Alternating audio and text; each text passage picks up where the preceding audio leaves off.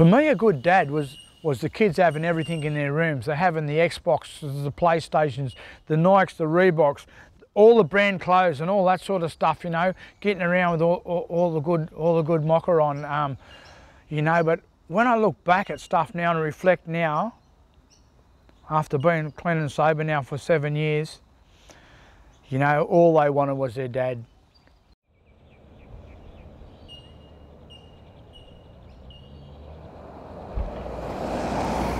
I brought her on two tribes, Wongamara and Barkagee, my mum's family and that. Grew up in Burke until I was about 11 or 12, and my mum and that we relocated to Newcastle. I brought up around a lot of alcoholism and a lot of domestic violence. For me as a kid, it was like, it was normal. My dad was a raging alcoholic. When I'd come home from school in the afternoon at about 3:30 or whatever, if I heard the country music playing, you know, a block away from home, I'd always know that it'd be on tonight. You know, always started the same way. Party, all the family over, and then it ended up the same way at the end of the night. My dad'd be belting my mum, and then my dad would be fighting one of my uncles or my cousins, and always police involved, you know. And it was pretty scary, man. You know, I've been a runner since a little kid, because I'd wake up and my mum would wake us up at 3 o'clock in the morning. We'd run across this big flat that was across from our house, and be running to another family's house. Because of the drama, like with the alcohol and all that sort of stuff.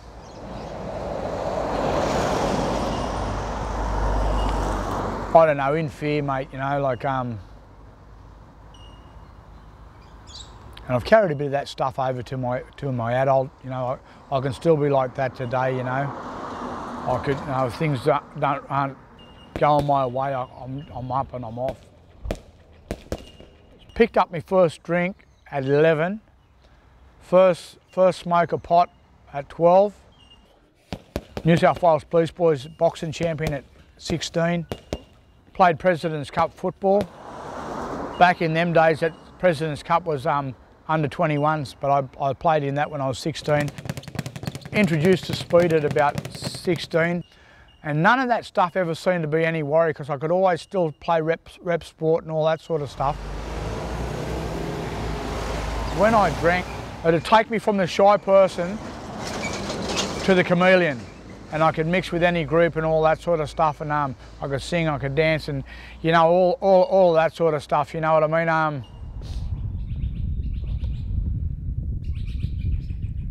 What it was a recreational stuff at that time. Like I'd use maybe once through the week, and a cup, you know, and then I'd use and drink on the weekend, and it never ever stopped me, because I was still representing at the top level.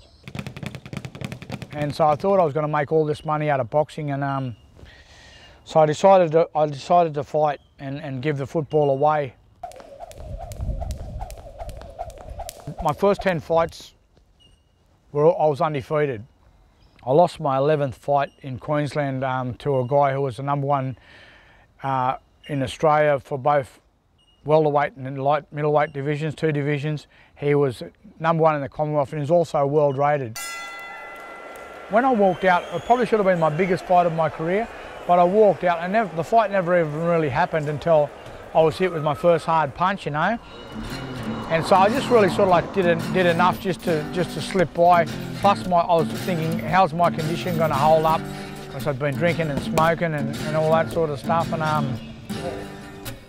probably just didn't really do enough, you know. And after that, I'd realised that I was flat, and then I suppose it's really where the drugs and the grog and that had kicked on, you know. And then the jail started from after that, you know. In the sport of boxing, there was a lot of backslappers and handshakers, you know, and people telling me all sorts of shit. And I suppose for a while I believed a lot of that stuff, you know. By about 26, my addiction was really in you know, full blown, and I was shooting up speed. I was taking all sorts of pills. I was on coke. I was drinking. I still held these professional titles, but I wasn't fighting. Then from about 30 to 35, I was in jail on these armed robbery charges, and you know, I decided that I needed to turn my life back around. I'd come back, I'd fight, I'd train, I'd go back into addiction, and I'd be out there for 6 months. They'd say this is on again. I'd jump back in the ring for 3 months. When I hung the gloves up at 40, I just had enough, you know, and then the addiction kicked right back in hard again. 1, 2, 3, 4. Got pinched at 42, went to jail again on 106 fraud charges. I was in with a big syndicate, and we were doing bank checks from industrial areas. So how that used to work was go to the industrial areas, break into their post box, steal the checks out of that, reproduce them, false passport, false ID, and produce it at the bank. And then take that to a couple of more banks. You know what I mean? You can milk it a couple of times. You know, 1,500 a pop. Do that 5 times a day. Half for me, half for the guys who are making it. When I was full blown at the full height of my addiction, you know, when I was out there doing crime, I was spending $2,000 and $3,000 a day, and being broke by the next morning, then have to go out and earn again the next day. You know, and then there'd be another 1,500 or 2,000. I'd do that again. Every day I was doing, you know, I'm doing 2,000, 3,000 a day. When I'm out in addiction, when I'm mad and I'm crazy, I'm coming up with stuff like, I'm a lion, I'm a tiger, I'm getting fed tonight, and this is the law of the jungle, and I can just do whatever I want. You know, that's the sort of madness that runs through my head. My kids have seen me, you know, flogging people and jumping the fences in. We lived in houses, jumping the fences in houses and bashing the next door neighbour. You know, all through stuff what people had done or said. You know, people had put shit on my kids and that while I'd been away. And then when I'd come home, I'd just square up. You know, and then I'd get locked up again, and then it'd be them defending that on their own again. You know.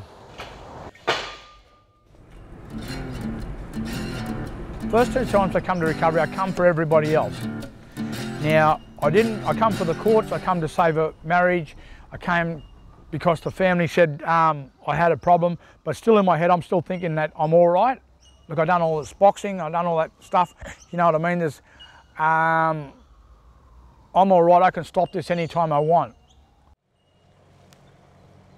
The last card, you know, card in the deck was a rehab, go back to rehab. Lost our house, what we lived in for 20 years. Rock bottom was the missus going, back in jail again, and all the kids being looked after by other people, the youngest in docks, and I was hurting, you know, and I thought,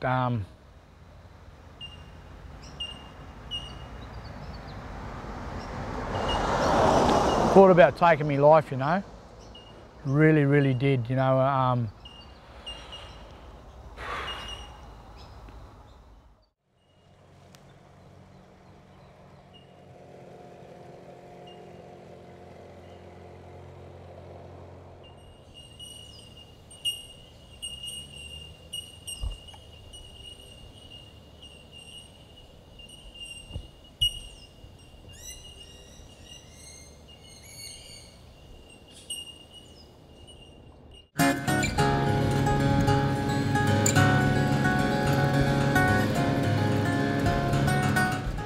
This is where I get some of my best work done, here.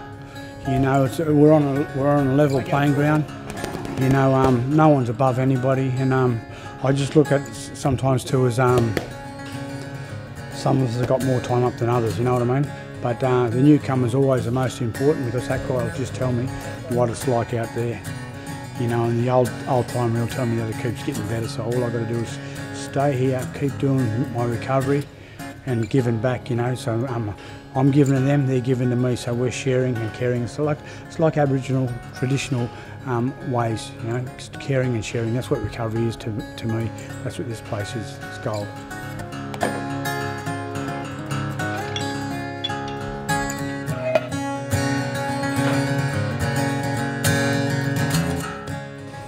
This is where they can let out a lot of their anger and their frustration. You know, come in here, take it out on the bag, hit the balls, do a bit of skipping, burn yourself on the weights. You know, like you know, better off to do it here than be doing it out there. Sometimes when people get angry, I'll tell them to go down the back and take a hammer with them and start smashing the tree. You know, get it right out of you, then come back up.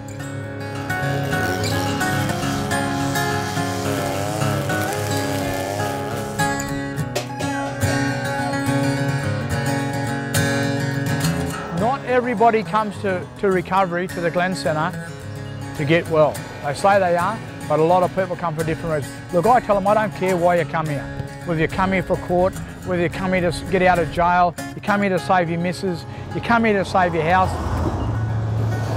The Glen Centre is about action. You know, I don't care why they come here. It's what you do while you're here. Have a go.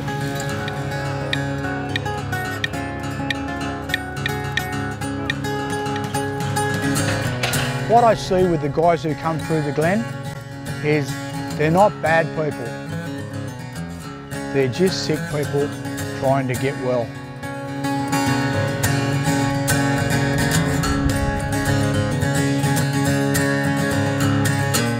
A lot of guys have thrown away sporting careers.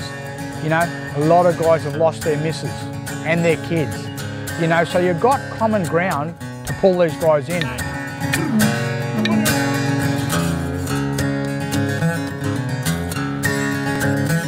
A lot of the Koori fellas come in. I can usually always identify on the domestic violence, the broken family, you know, how they've grown up, and the jails and the institutions, and usually the sport. You know, with them four things, you'll always get through to somebody.